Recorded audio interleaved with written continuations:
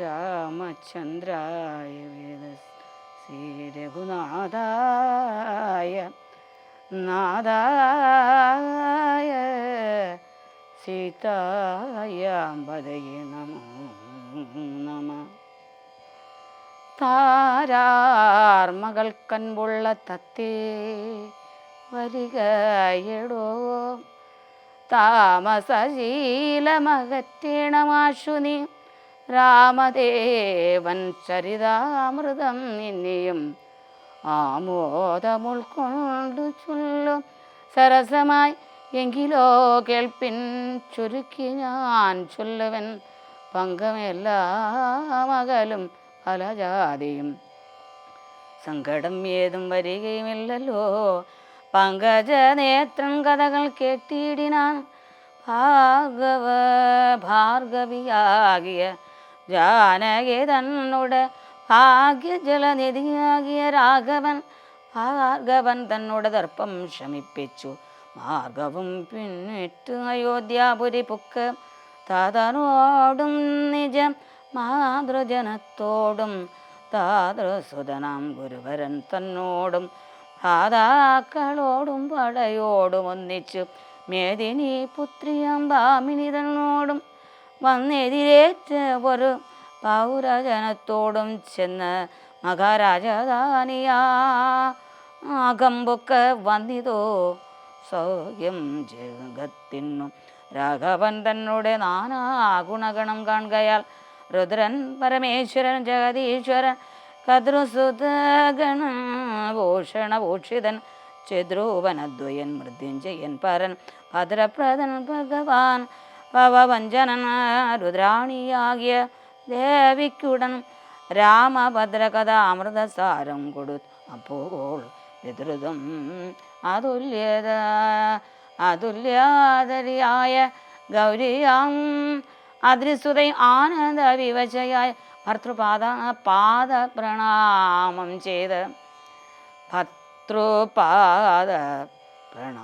ചെയ്ത് സമ്പൂർണ്ണ ഭക്തിയോട് പുനരേവമരുൾ ചെയ്തു. നാരായണൻ നളിനായതലോചനൻ നാരീജനമനോ മോഹനൻ മാധവൻ നാരദ സേവ്യൻ നളിനാസനപ്രിയൻ നാരകാരാധി നളിന ശരഗുരുനാഥൻ നരസകൻ നാനാജഗന്മയൻ നാദവിദ്യാത്മകൻ നാമസഹസ്രവാൻ നാളിക രമ്യവദനൻ നരകാരി നാളിക ബാന്ധവ വംശ സമുദ്ഭവൻ ശ്രീരാമദേവൻ വരൻ പുരുഷോത്തമൻ കാരുണ്യവാരിധി കാമബലപ്രദൻ രാക്ഷസവംശ വിനാശന കാരണൻ സാക്ഷാൽ മുകുന്ദൻ ആനന്ദപ്രദൻ പുമാൻ ഭക്തജനോത്തമ ഭക്തി മുക്തിപ്രദൻ ശക്തി വിമുക്തൻ അവിമുക്ത ഹൃദയസ്ഥിതൻ വ്യക്തൻ അവ്യക്തൻ അനന്തൻ അനാമയൻ ശക്തിയുക്തൻ ശരണാഗത വത്സലൻ നക്തഞ്ചരേശ്വരനായ ശാസ്യന് മുക്തി കൊടുത്ത അവൻ തൻ്റെ ചരിത്രങ്ങൾ നക്തം ദിവം ജീവിതാവധി കേൾക്കിലും തൃപ്തി വരാമമ വേണ്ടീല മുക്തിയും യുദ്ധം ഭഗവതി ഗൗരി മഹേശ്വരി ഭക്തിയാ പരമേശ്വരനോട് ചൊന്നപ്പോൾ മന്ദസ്മിതം ചെയ്ത് മന്മഥനാശനൻ സുന്ദരി കേട്ടുകൊള്ളുക എന്നു അരുൾ ചെയ്തു. എങ്കിൽ ഒരു ദിനം ദാശരഥി രാമൻ പങ്കജലോചനൻ ഭക്തപരായണൻ മംഗളദേവത കാമുക രാഘവൻ അംഗജനാജനബന്ധിതൻ കേശവൻ അംഗജലീല പൂണ്ട് അന്തപുരത്തിങ്കൽ മംഗളഗാത്രിയാം ജാനകിത്തനോടും നീലോൽപലതള ശ്യാമള വിഗ്രഹൻ നീലോൽപലതളലോല നിലോചന നീലോപലാഭൻ നിരുപമൻ നിർമ്മല നീലകളപ്രിയൻ നിത്യൻ നിരാമൻ രത്നാഭരണ വിഭൂഷിത ദേഹനായി രത്നസിംഹാസനം തന്മേൽ തന്മേൽ അനാകുലം രത്നതട്ടം പൂണ്ട വെൺചാമരം കൊണ്ട് ഭക്തിയാൽ വീചിതനായതി കോമളൻ ബാലീശാകര ബാലദേശൽ മാലയ പങ്കമലങ്കരിച്ച് അങ്ങനെ ബാലാർക്കസന്നിഭ കൗസ്തുഭകന്ധരൻ പ്രാലേയവാൻ സമാനനായി സമം ലീലയാ താമ്പൂല ശർവണായതേരതിവേലം വിനോദിച്ചിരുന്നരുളും നേരം ആലോകനാർദ്ദ മഹാമുനി നാരദൻ ഭൂലോകമപ്പോൾ അലങ്കരിച്ചിടനൻ മുക്തശരചന്ദ്രതുല്യ തേജസോടും ശുദ്ധസ്ഫടിക സംഘാശരീരനായി സത്വരം അമ്പരത്തിങ്കൽ നിന്ന് ആദരാൽ തത്രൈവ വേഗത്തിൽ അവതരിച്ചിടിനാൻ എങ്കിലോ രാജാ ദശരഥൻ ഏകദാ സംഘലിതാനന്ദം ആരിയ്ക്കുമ്പോൾ പങ്കജസംഭവപുത്രൻ വസിഷ്ഠനാം തൻ കുലാചാര്യനെ വന്ദിച്ചു ചൊല്ലിനാൻ. പൗരജനങ്ങളും മന്ത്രിമുഖ്യന്മാരും ശ്രീരാമനെ പ്രശംസിക്കുന്നിതെപ്പോഴും. ഓരോ ഗുണഗണം കണ്ട് അവർക്ക് ഉണ്ടാകതാരിൽ ആനന്ദം, അതിനില്ല സംശയം. വൃദ്ധനായി വന്നിതു ജ്ഞാനം ഒട്ടാകയാൽ പുത്രരിൽ ജ്യേഷ്ഠനം രാമകുമാരനെ വൃദ്ധി പരിപാലനാർത്ഥം അഭിഷേകം എത്രയും വൈകാതെ ചെയ്യണം എന്നു ഞാൻ കൽപ്പിച്ചത്. ഇപ്പോഴതങ്ങ് അങ്ങനെയെങ്കിൽ അങ്ങ് പൂവിലോർത്ത് നിയോഗിക്കുകയും വേണം. ഈ പ്രജകൾക്ക് അനുരാഗം അവങ്കലുണ്ട് എപ്പോഴും ഏറ്റം അതോർത്തു കണ്ടീലയോ. വന്നീല മാതുലിനെ കൺമതിൻ ഏറെ മുന്നമേ പോയ ഭരത ശത്രുഘ്നന്മാർ മുഹൂർത്തമെടുത്ത് അതിനം തന്നെ മുഹൂർത്തമെടുത്ത ദിനം തന്നെ പുണ്യം അതീവ പുഷ്യം നല്ല നക്ഷത്രം. എന്നാൽ അവർ വരുവാൻ പാർക്കയില്ല ഇനി ഒന്നുകൊണ്ടും അത് നിർണയം മാനസേ. എന്നാൽ അതിനു വേണ്ടുന്ന സംഭാരങ്ങൾ ഇന്നു തന്നെ ബധ സംഭരിച്ചിടണം. രാമനോടു നിന്തിരുപടി വൈകാതെ സാമോദം ഇപ്പോഴേ ചെന്നറിയിക്കണം. തോരണ പങ്ക്തികളും എല്ലാം ഉയർത്തുക. ചാരുപതാകകളോടും അത്യുന്നതം ഒരമായുള്ള പെരുമ്പരനാഥം പൂരിക്ക ദിക്കുകളൊക്കെ മുഴങ്ങവേ. മന്നവനായ ദശരഥൻ ആദരാൽ പിന്നെ സുമന്ത്രരെ നോക്കിയരുൾ ചെയ്തു. എല്ലാം വസിഷ്ഠനരുളി ചെയ്യും വണ്ണം കല്യാണം ഉൾക്കൊണ്ടു ഒരുക്കി കൊടുക്ക നീ. നാളെ വേണം അഭിഷേകം ഇളമയായി. നാളിക നേത്രനാം രാമനു നിർണയം. തിത്തനായ സുമന്ത്രരും അന്നേരം വന്ദിച്ച് ചൊന്നാൻ വസിഷ്ഠനോട്. ആദരാൽ എന്തൊന്നു വേണ്ടതെന്നരുളി ചെയ്താലും അന്തരമെന്നെ സംഭരിച്ചിടുവൻ ചിത്തേ നിരൂപിച്ചു കണ്ട് സുമന്ത്രരോടിദ്ധം വസിഷ്ഠ മുനിയും അരുൾ ചെയ്തു. കേൾക്ക, നാളെ പുലർകാലെ ശമയിച്ച് ശെൽക്കണ്ണിമാരായ കന്യകമാരെല്ലാം മധ്യകക്ഷി 16 പേർ നിൽക്കണം. മത്തഗജങ്ങളെ പൊന്നണിയിക്കണം. ഐരാവത കുലജാതനാം നൽകൊമ്പൻ ആദരാൽ വരേണം അലങ്കരിച്ച് അങ്കണേ ദിവ്യ നാനാതീർത്ഥവാര്യ പൂർണ്ണങ്ങളായി ദിവ്യരത്നങ്ങൾ മൂർത്തി വിചിത്രമായി. സ്വർണ കലശ സഹസ്രം മലയജ പർണങ്ങൾ കൊണ്ട് വാങ്ങിക്കെട്ടി വച്ചിടണം.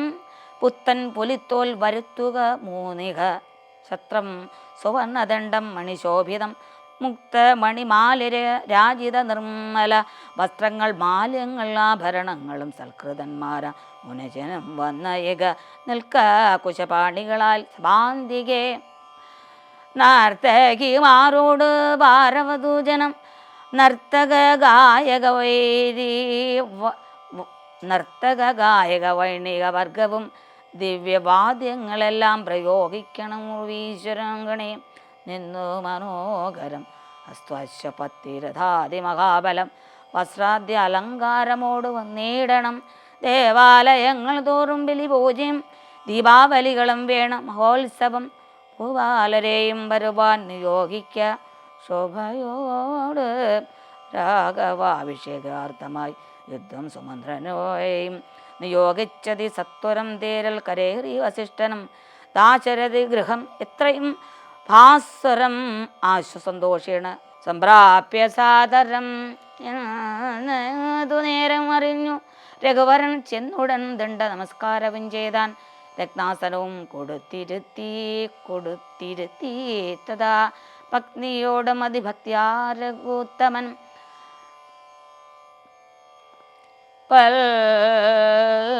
പൽകലസ്ഥിത നിർമ്മലവാരിണ തൃക്കാൽ കഴുകിച്ചു പാദാബ്ജതീർത്ഥവും ഉത്തമാങ്കേന ധരിച്ച് വിശുദ്ധനായി ചിത്തമോദേന ചിരിച്ചരുൾ ചെയ്തു പുണ്യവാനായേനടിയന ദൈവം കേളിന്ന് പാദോദകതീർത്ഥം ധരിക്കയാൽ എന്തിങ്ങനെ രാമചന്ദ്ര വാക്യം കേട്ടു നന്നായി ചിരിച്ചു വസിഷ്ഠൻ അരുൾ ചെയ്തു നന്നായി എത്രയും നിന്നുടെ വാക്കുകൾ ഒന്നുണ്ടു ചൊല്ലുന്നതിന് ഇപ്പോൾ നൃപാത്മജ തുൽപാദ പങ്കജ തീർത്ഥം ധരിക്കയാൽ ദർപ്പകവൈര്യം ധന്യനായിടിനാൻ തൽപാദ തീർത്ഥ വിശുദ്ധനായി വന്നിതു മൽപിതാവായ വിരിഞ്ചനം ഭൂപതേ ഇപ്പോൾ മഹാജനങ്ങൾക്കുപദേശാർത്ഥം അത്ഭുത വിക്രമാ ചൊന്നതു നീ എടോ നന്നായി അറിഞ്ഞിരിക്കുന്നതു നിന്നെ ഞാൻ ഇന്നവനാകുന്നതെന്നും എടോ സഷ്ടാൽ പരബ്രഹ്മമാം പരമാത്മാവ് മോക്ഷതൻ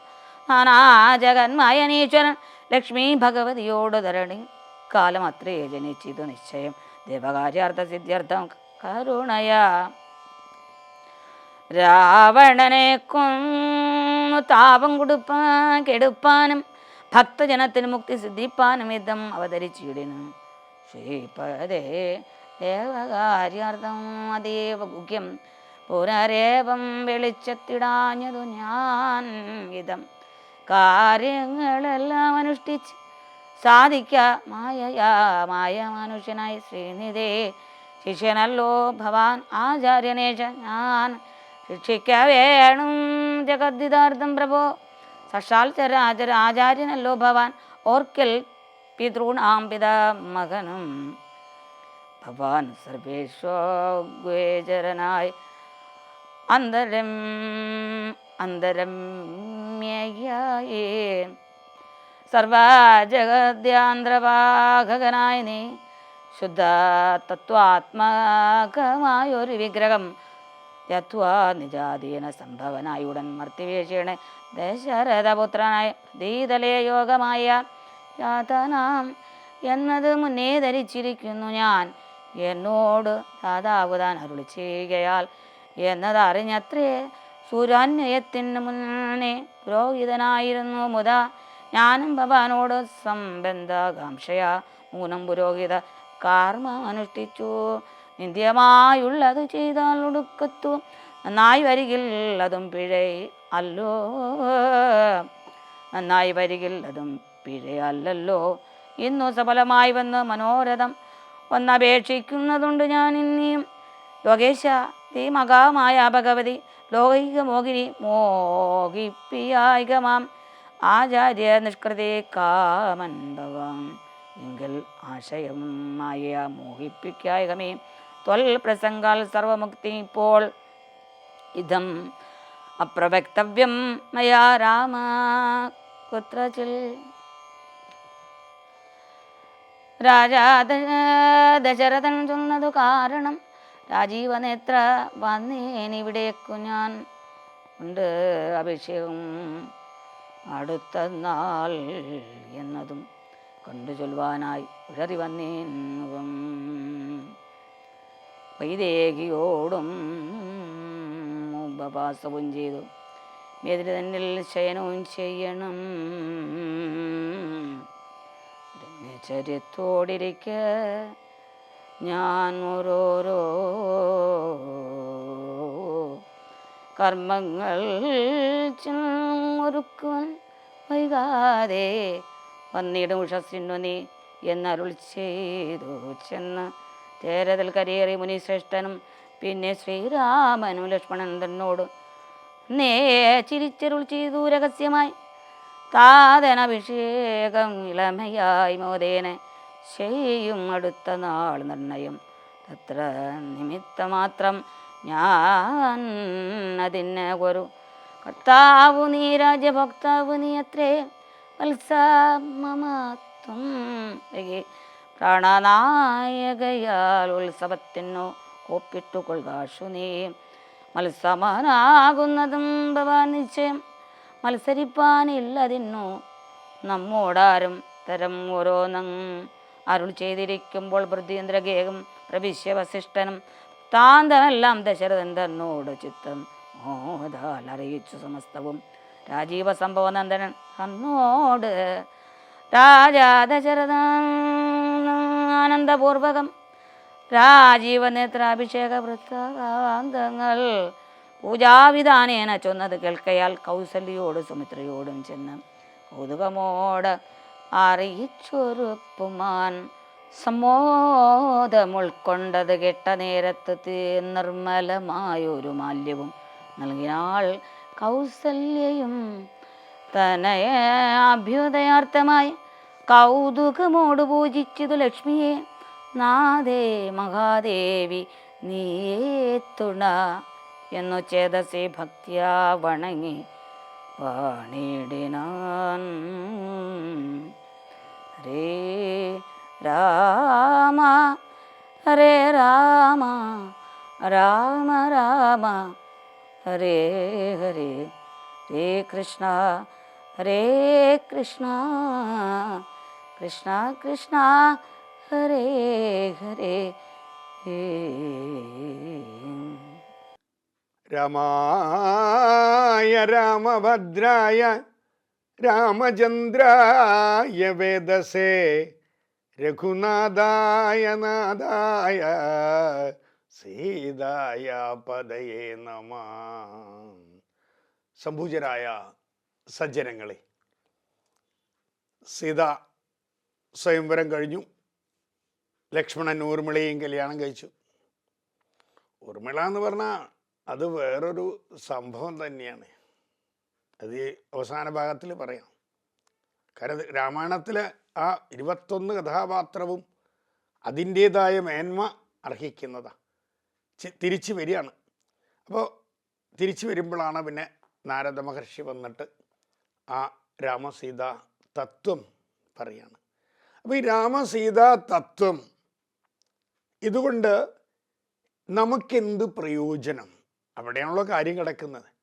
ഇപ്പോൾ ഒരു ക്ഷേത്രം എന്ന് പറഞ്ഞാൽ ഈ പണ്ട് കാലങ്ങളിൽ 16 മൈൽ ചുറ്റളവിൽ, അതായത് 20 കിലോമീറ്റർ ചുറ്റളവിൽ ഒരു മഹാക്ഷേത്രം ഉണ്ടായിരുന്നു. ഒരു ക്ഷേത്രം പറഞ്ഞാൽ 5 ഘടകങ്ങളാണ്. ഒന്നാമത്തെ ക്ഷേത്രത്തിലെ വിഗ്രഹം. ക്ഷേത്രത്തിലെ വിഗ്രഹം എന്ന് പറഞ്ഞാൽ ആ ക്ഷേത്രത്തിൻ്റെ രാജകുമാരനാണ്. അതുകൊണ്ട് പണ്ട് കാലത്ത് നല്ല ഒരു വസ്ത്രം കിട്ടിയാൽ നമ്മൾ ഭഗവാന് കൊടുക്കും. ആദ്യത്തെ ശമ്പളം കിട്ടിയാൽ നമ്മൾ ഭഗവാന് കൊടുക്കും. ആദ്യത്തെ കൃഷി ഇറക്കി കൊയ്ത് കഴിഞ്ഞാൽ നമ്മൾ കറ്റ കൊടുക്കും ഭഗവാന്. അപ്പോൾ ആ 20 കിലോമീറ്റർ ചുറ്റളവിലുള്ള ആ ക്ഷേത്രത്തിലെ ആ വിഗ്രഹം, ഒന്നാമത്തെ വിഗ്രഹം അതാ രാജകുമാരനാണ്. അതുകൊണ്ടാണ് ആ പണ്ട് കാലത്ത് അങ്ങനെ. രണ്ടാമത് ഒരു ക്ഷേത്രം എന്ന് പറഞ്ഞാൽ അതിനൊരു കമ്മിറ്റി ഉണ്ടായിരിക്കണം. അതായത് ആചാരാനുഷ്ഠാനങ്ങൾ അറിയുന്ന ഒരു കമ്മിറ്റി ഉണ്ടായിരിക്കണം. മൂന്നാമത്തെ ആ ക്ഷേത്രത്തിൽ ഉത്സവങ്ങൾ നടക്കണം. ഉത്സവം എന്ന് പറഞ്ഞാൽ ഉത്സവ എന്ന സംസ്കൃത പദത്തിൽ നിന്നുണ്ടായതാ. ഉത്സാഹം നേരത്തുള്ളൂ. ഇപ്പോൾ ഗുരുവായൂർ ഉത്സവമൊക്കെ നമുക്ക് 10 ദിവസം അതൊരാവേശ. സാധാരണ ദിവസങ്ങളിൽ നമ്മൾ ക്ഷേത്രത്തിൽ പോകുമ്പോൾ ഉള്ള മനസ്സല്ല ഉത്സവത്തിന്. ഇപ്പം അഷ്ടമിരോഹിണി വരുന്നുണ്ട് സെപ്റ്റംബർ 14-ാം തീയതി. അന്ന് എന്താ ചെയ്യുക? സാധാരണ അമ്പലത്തിൽ പോയാൽ ഒന്നുമില്ല, ഒന്ന് അഷ്ടമിരോഹിണിയാണ്, 10 നാമം കൂടുതൽ ചെലവ്. ഇതൊക്കെ മനസ്സാണ്. അപ്പോൾ അത് അങ്ങനെയുള്ള പ്രത്യേക ദിവസം വരുമ്പോൾ നമ്മുടെ മനസ്സിലൊരു ഉത്സാഹം ഉണ്ടാവും. അതിനാണ് ക്ഷേത്രങ്ങളിൽ ഉത്സവങ്ങൾ നടക്കുന്നത്. പിന്നെ നാലാമത്തെ പ്രസാദോട്ട് അന്നദാനം, കാരുണ്യം നേർത്തുള്ളൂ. ഭഗവാന്റെ കാരുണ്യം ലഭിക്കാൻ എത്ര നേരം വരെ ക്യൂ നിൽക്കാനും ആൾക്കാർ തയ്യാറാണ്. പിന്നെ വരുന്നതോ ഭക്തജനങ്ങൾ. അവർ ക്ഷേത്രം എടുത്തു കഴിഞ്ഞാൽ വിഗ്രഹം, നല്ലൊരു കമ്മിറ്റി, ഉത്സവം, പ്രസാദോട്ട്, ഭക്തജനങ്ങൾ, അതിനാണ് ഏറ്റവും പ്രാധാന്യം. അങ്ങനെ ഈ ക്ഷേത്രത്തിൻ്റെ പറഞ്ഞിട്ട് ആ ക്ഷേത്രത്തിലെ വിഗ്രഹം പോലെ നമ്മുടെ മനസ്സിൽ നമ്മുടെ ആ പരമാത്മാവിനെ നമുക്ക് കുടിവെക്കാൻ സാധിച്ചാൽ അതുതന്നെയാണ് ആ ദൈവിക സമ്പത്ത് എന്ന് പറയുന്നത്. അപ്പോൾ ഭക്തജനങ്ങൾ ക്ഷേത്രത്തിൽ വന്ന് തെറ്റായ പ്രാർത്ഥന നടത്താറുണ്ട്. അപ്പോൾ ഭഗവാന്റെ ആ വിഗ്രഹത്തിന് ചൈതന്യത്തിന് ലോപം സംഭവിക്കും. ഇപ്പം നമ്മൾക്കറിയാം പല ആൾക്കാർ ഭഗവാനെ നാളെ ഞാൻ ഇന്നത് ചെയ്യാം അത് ചെയ്യാൻ മരിച്ചു പ്രാർത്ഥിക്കും, അപ്പോൾ ഭഗവാൻ സന്തോഷിക്കും, നമ്മൾ കൊടുക്കൂല. അപ്പോൾ തെറ്റായ പ്രാർത്ഥനകൾ നടത്തുമ്പോഴാണ് അമ്പലത്തിലെ ആ ചൈതന്യത്തിന് ലോപം കുറയുന്നത്. അതുകൊണ്ടാണ് നമ്മൾ നവീകരണം കലശം നടത്തുക എന്നൊക്കെ പറയില്ല, അതായത് പുനഃപ്രതിഷ്ഠ നടത്തുക. ഇത് ഭഗവാന്റെ ചൈതന്യത്തിന് ലോപം സംഭവിക്കുമ്പോഴാണ്. അപ്പോൾ 50-60 വർഷം കഴിഞ്ഞാൽ ഏത് മഹാക്ഷേത്രം നിങ്ങൾ എടുത്തോളൂ അഗ്നിക്കിരയായിട്ടുണ്ട്. ഗുരുവായൂർ ക്ഷേത്രം അമ്പലം കത്തിയതിന് ശേഷമല്ലേ ഉയർന്നത്. കാരണം എന്താ? സത്യത്തിൽ അമ്പലത്തിൽ തീ പിടിച്ചാൽ നമുക്ക് പേടിക്കേണ്ട ആവശ്യമില്ല. അഗ്നിദേവൻ പ്രത്യക്ഷപ്പെട്ടുകൊണ്ട് ആ തെറ്റായ പ്രാർത്ഥനയിലൂടെയും ആചാരാനുഷ്ഠാനങ്ങളിൽ വന്ന ലോപത്തിൻ്റെയും ഫലമായിക്കൊണ്ട് ലോപിച്ചിട്ടുള്ള ചൈതന്യം കുറഞ്ഞുമ്പോൾ അതിൻ്റെ ആ അധർമ്മത്തെ അങ്ങോട്ട് നശിപ്പിച്ച് കളയുക, തിന്മേനെ നശിപ്പിച്ച് കളയുക. അതുകൊണ്ടാണ് പത്മനാഭസ്വാമി ക്ഷേത്രം എടുത്തോളൂ, തിരുമല തിരുപ്പതി എടുത്തോളൂ, ഗുരുവായൂർ എടുത്തോളൂ, പാറമേക്കാവ് എടുത്തോളൂ, തിരുവല്ലാമല എടുത്തോളൂ. ഏത് ക്ഷേത്രവും അഗ്നിദേവൻ പ്രത്യക്ഷപ്പെട്ടുകൊണ്ട് ആ തിന്മ നശിപ്പിക്കുമ്പോൾ അതിനുശേഷം എല്ലാ ക്ഷേത്രവും ഉയരും. എന്ന മാതിരി നമ്മുടെ മനസ്സിൻ്റെ ഉള്ളിൽ ആ ശ്രീരാമനെ നമ്മൾ പ്രതിഷ്ഠിക്കണം. എങ്ങനെ പ്രതിഷ്ഠിക്കണം? നമ്മുടെ ഉള്ളിൽ ഉള്ള ആ കൽമഷങ്ങളെ, മനസ്സിൻ്റെ കൽമഷങ്ങളെ, കാമം മാറി, ക്രോധം മാറി, ലോഭം മാറി, മോഹം മാറി, അഹങ്കാരം ഇതൊക്കെ മാറ്റിക്കൊണ്ട് ആ ഭഗവാൻ സ്മരണ നമ്മുടെ മനസ്സിൽ വരുത്തണം. അതുതന്നെയാണ് ശ്രീരാമതത്വം. അപ്പം ഇവിടെ ശ്രീരാമൻ പരമാത്മാവാ. ആ പരമാത്മാവിനെ നമ്മൾ മനസ്സ് കുടിയുമ്പോൾ ജാനകി ആരാ? സീത. അത് പ്രകൃതിയാണ്. അതായത് പരമാത്മാവ് ഭഗവത്ഗീതയിൽ വ്യക്തമായിട്ട് ഭഗവാൻ പറഞ്ഞിട്ടുണ്ട്. ആ രാജവിദ്യ രാജഗുഹ്യ യോഗത്തിൽ ആ 10 മുതൽ 2-3 ശ്ലോകത്തിലാണ് വ്യക്തമായിട്ട് പറഞ്ഞിട്ടുണ്ട്. അർജുനാ, ഹേ പാർത്ഥ, ഞാൻ നിശ്ചലമാണ്. ഈ പ്രപഞ്ച ഘടകങ്ങളെല്ലാം തന്നെ ഞാൻ സൃഷ്ടിച്ചിരിക്കുന്നത്, എനിക്ക് അവയായിട്ടൊരു ബന്ധമില്ല എന്നാണ്. ഞാൻ ഒരു നാടകകൃത്ത് പോലെ അഭിനയിച്ചു കൊണ്ടിരിക്കുകയെന്നാണ്. പ്രകൃതിയെ ഉപയോഗിച്ചുകൊണ്ട്, പ്രകൃതി പറഞ്ഞ ശക്തി, ശക്തി എന്ന് പറഞ്ഞ നമ്മുടെ സീത. അപ്പോൾ പരമാത്മാവ് ശക്തിയെ ഉപയോഗിച്ചുകൊണ്ട്, പ്രകൃതിയെ ഉപയോഗിച്ചുകൊണ്ട് ഇവിടെ ചലിപ്പിക്കുകയാണ്, ഈ പ്രപഞ്ച ഘടകങ്ങളെ ചലിപ്പിക്കുകയാണ്. ഇതൊക്കെ നമ്മുടെ ഒരു തോന്നലാണ്, ഒരു ദ്വൈതം. ഏത് മാതിരിയാണ് അറിയോ? നമ്മൾ സ്വപ്നം കാണാറുണ്ടല്ലേ, നമ്മൾ സ്വപ്നം കാണാറുണ്ട്. സ്വപ്നത്തിൽ സത്യത്തിൽ നമ്മൾ മാത്രമേ ഉള്ളൂ കഥാപാത്രമായിട്ട്. നമ്മൾ കുറേ ആൾക്കാർ കഥാപാത്രങ്ങളായിട്ട് വരും. സ്വപ്നം കഴിഞ്ഞാലോ നമ്മൾ മാത്രമേ ഉള്ളൂ. ഇത് തന്നെയാണ് ഈ പ്രപഞ്ചത്തിൽ നമ്മൾ ഈ കാണുന്നതെല്ലാം തന്നെ അവിടെ ആ ഭഗവാൻ പരമാത്മാവിൻ്റെ ഇന്ദ്രജാല പ്രകടനം എന്നാണ് പറഞ്ഞത്. ഇതെല്ലാം നമ്മുടെ തോന്നലുകളാണത്രേ. അപ്പോൾ പരമാത്മാവാകുന്ന ആ ശ്രീരാമചന്ദ്ര പ്രഭുവിനെ നമ്മുടെ മനസ്സിൽ സൃഷ്ടിക്കാൻ സാധിച്ചാൽ, പ്രകൃതിയാകുന്ന സീതയാണ് ഈ പ്രപഞ്ച ഘടകങ്ങളെ ചലിപ്പിക്കുന്നത് എന്ന് നമുക്ക് മനസ്സിലാക്കാൻ സാധിച്ചാൽ, ആ രാമതത്വം നമുക്ക് മനസ്സിലാക്കാൻ സാധിച്ചാൽ നമ്മുടെ മനസ്സിൽ എന്തു ചെയ്യും? പ്രകാശമയമാക്കാൻ സാധിക്കും. അപ്പോൾ എന്താ സംഭവിക്കുന്നത് വെച്ചാൽ, ഇങ്ങനെ ആ ഭക്തി എന്ന് പറഞ്ഞാൽ ഭക്തി ലതയാണ്, ആ വിത്താണ്, അതൊരു ബീജം. ആ ഭക്തിയുടെ ബീജത്തെ നമ്മുടെ മനസ്സിൽ സൃഷ്ടിച്ചു കഴിഞ്ഞാൽ അത് പടർത്താനാണ് ആചാരാനുഷ്ഠാനങ്ങൾ, സാധനകൾ. ഈ ആചാരാനുഷ്ഠാനങ്ങളും സാധന, ജപ, തപം ഇതിലൂടെ നമ്മൾ ഉയർത്തുമ്പോൾ നമ്മുടെ ഉള്ളിലുള്ള ആ